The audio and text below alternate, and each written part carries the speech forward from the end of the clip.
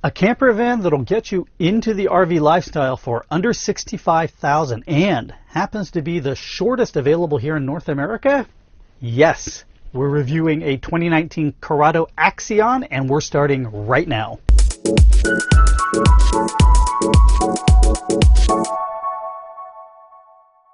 Hi everyone, Neil Balthaser here and welcome to Ultra Mobility Review, the channel where you vote for the RVs that you want me to review each week. Are you looking to vote? Head on over to my community tab and look for the polls. There are very few reviews to be found on YouTube about the Corrado Axion, and even fewer that aren't dealer or manufacturer sponsored. But that's not what you're getting today. Let's jump into this review starting with the exterior, where we're also going to talk about chassis specs and hookups. The Axion is built on the Ram ProMaster 1500 chassis, which means this little guy is powered by the same engine that powers its larger siblings, a 3.6-liter V6 gas engine with a 6-speed transmission capable of delivering 280 horsepower and 260 pound-feet of torque. The ProMaster 1500 chassis is one of the shortest available here in North America, clocking in at just 17 feet 9 inches. I love this size because it means that this van drives like a car and can easily park in any standard parking space. Like all vans from the Erwin-Hymer group, this is one very automotive looking van. There's no loud branding or swoopy graphics, and nearly all RV giveaways like access panels and exhausts have been eliminated or placed inconspicuously. This is a van that is designed to blend in and is the most clean looking van that I've reviewed to date. I appreciate the automotive type glass and the permanent chrome step along the sliding door. Here I am sitting in the driver's seat with the seat pushed all the way back. I'm 5'10", and while my arms pretty much are fully extended, there is no more room to tilt the seat back. My legs are pretty comfortable, but if you're a taller driver, you might find it challenging finding a comfortable seating position on this coach, and that's partly due to the fact that ProMasters offer telescoping but not tilting steering wheels. Moving along the driver's side, wow, this is a clean coach. There are absolutely no vents whatsoever except for that tiny circular exhaust, which is the vent for the standard Audi combined propane furnace and water heater system. The only access panel you have here is the one to the dump station, which is hard to see, but that's a good thing, and is located just below the Audi furnace vent. Other hookups, however, are all located down low, and that includes shore power and water, which are along the driver's side just in front of the dump station. The propane tank fill is along the passenger side below and behind the step to get into the van. Okay, let's head inside and see how this van is laid out and also go over dimensions and other specs. Here we are stepping into the van. Directly in front of us is your lounge/bedroom, and in the back is the bathroom, and directly to your left is the galley. I really like this layout. It's functional, open, and airy feeling, and I have to keep reminding myself that I'm in a 17-foot van. This coach is 2 feet shorter than the shortest Mercedes Sprinter chassis. 2 feet. A few things I want to point out. Corrado offers a 2-year warranty. Not the best, but twice as long as some coaches, which are twice the price. And they also offer 2 years of roadside assistance, which again isn't offered on coaches more expensive than this. The dealer advertised price for this van as configured for this review is $80,000, but that includes every available option. All right, let's talk about this galley, where we're also going to take a look at the electrical system.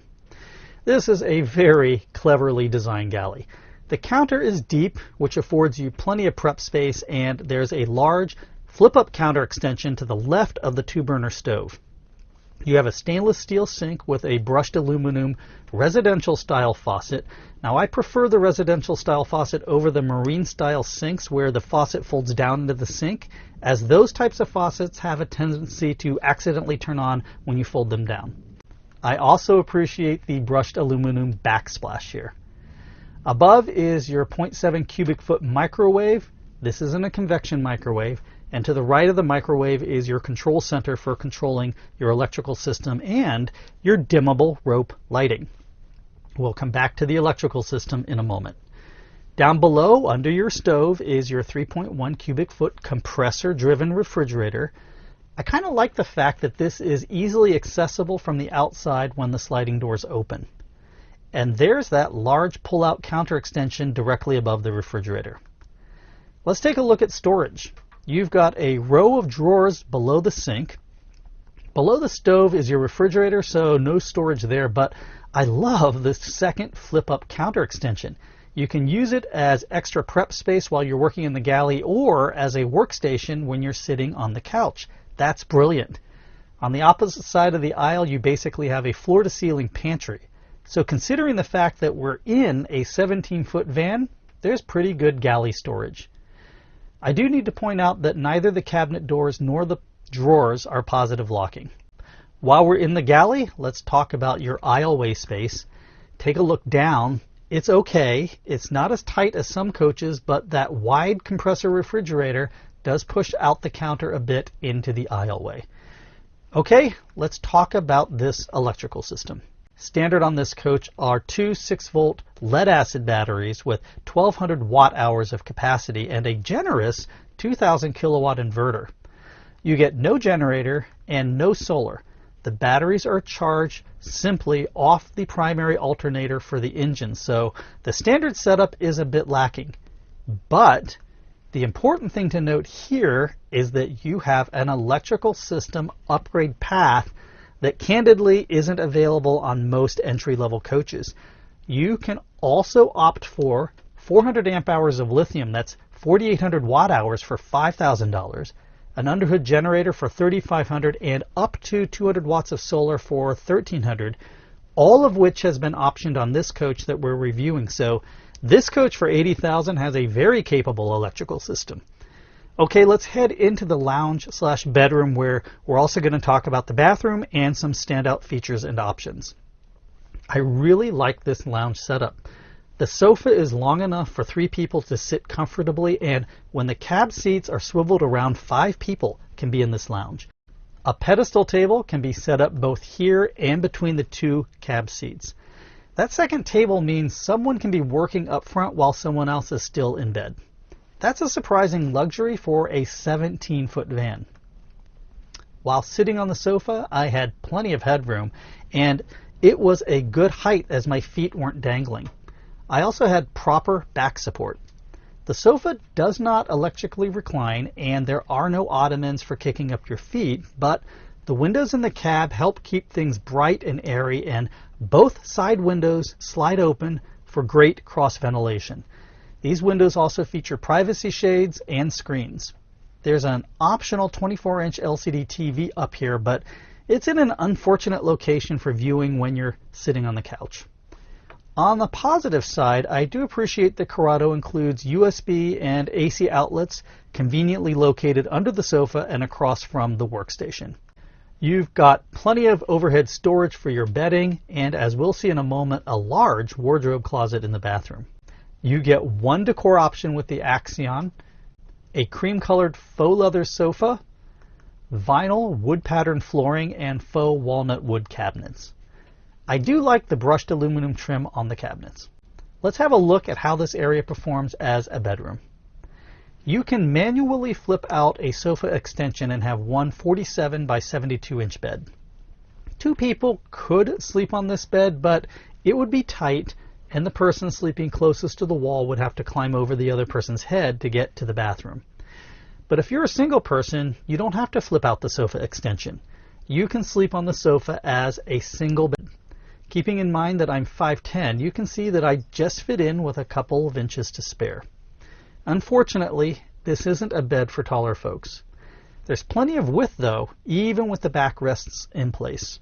I like the fact that there are no seams with this bed. There are no parts that need to come together to make the bed, but the cushion isn't the most comfortable, and you're likely going to need to stow away and use a mattress topper. Let's have a quick peek at some standout features and options before taking a look at the bathroom. This is a basic coach, and Corrado's philosophy is to keep it simple. So Other than the electrical system upgrades, you only have the 24-inch LCD TV as an $840 option. I was surprised to find out that there are no side or rear screen doors as an option. But I was equally surprised that Corrado uses the excellent Swedish-made Audi combined furnace and heating system in this coach. Audi is a top-notch brand component normally reserved for higher-end coaches, and on the Axion, we find that it's standard. Also, the metallic exterior paint options are also standard. On other makes and models, this can be a $600 upgrade. Our final stop is the bathroom, where we're also going to see the tank sizes before I give you my final recommendation. This is a nice sized bathroom for a 17-foot coach. You've got a normal toilet with a black tank, a flip down sink, which I'm a fan of because it just creates more space when you don't need or want it. I like the brushed aluminum residential style faucet that also smartly doubles as your shower head. One of the benefits of a rear bathroom is that if you or your kids or pets are dirty, you can enter from the rear doors and wash everything down before stepping into the coach. And can I point out that Corrado has found homes for the two tabletops here in the doors. Take a look at all this storage here in the bathroom. We have floor-to-ceiling drawers and cabinets, including this large wardrobe cabinet above. Here I am sitting on the toilet, and I've got nothing scrunching my shoulders and nothing behind my head. You can't always say that, even in some larger Class B plus coaches. And here I am standing, and you can see that there's good headroom. I'm 5'10", and there's at least 4 to 5 inches above the top of my head. And while we're looking up, take note of the powered rooftop vent. Again, something else that's often missing from a bathroom. One thing that I'm not a fan of is this bathroom's door. It doesn't close completely for privacy. You have to open one of the cabinet doors and use it to block an opening in order to get complete privacy. That's cumbersome, and it's a design flaw that Corrado should address. As we swing the camera around, let's take a look at the tank sizes. You have a kind of smallish freshwater capacity, and your gray and black water tanks are combined into a single 22-gallon tank. That means both your gray and black water share a single tank.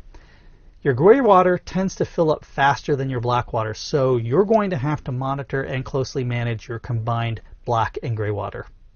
These smaller tank sizes mean that this is not an ideal coach for boondocking. It is good, however, to see that Corrado includes the macerator pump as standard. Before I give you my final recommendation, I have to talk about quality.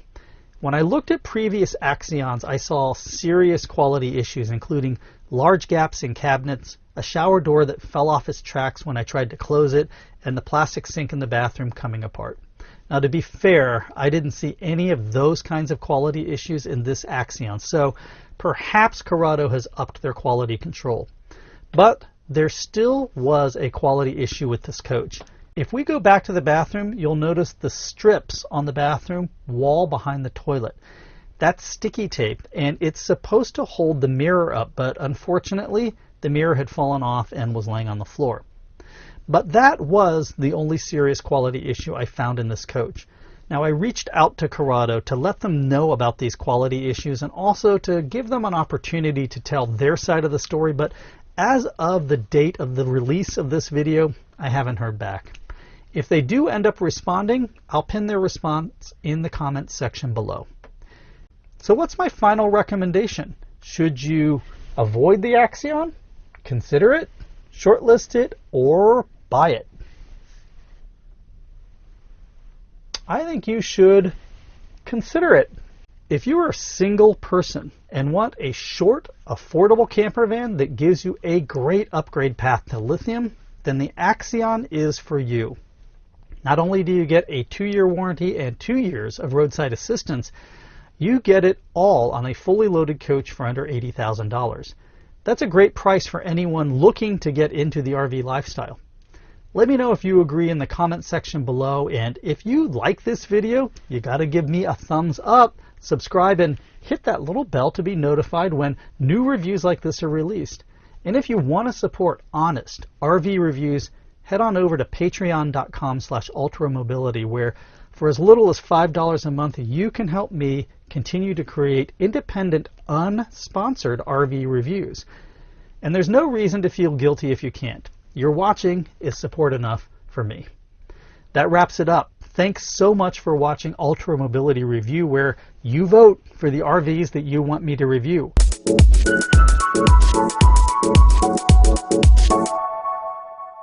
Watch out for the 360-degree video tour of the Simplicity SRT dropping soon after this video releases, and a live question and answer session following that. I'll see you soon, everyone. Take care. Bye-bye.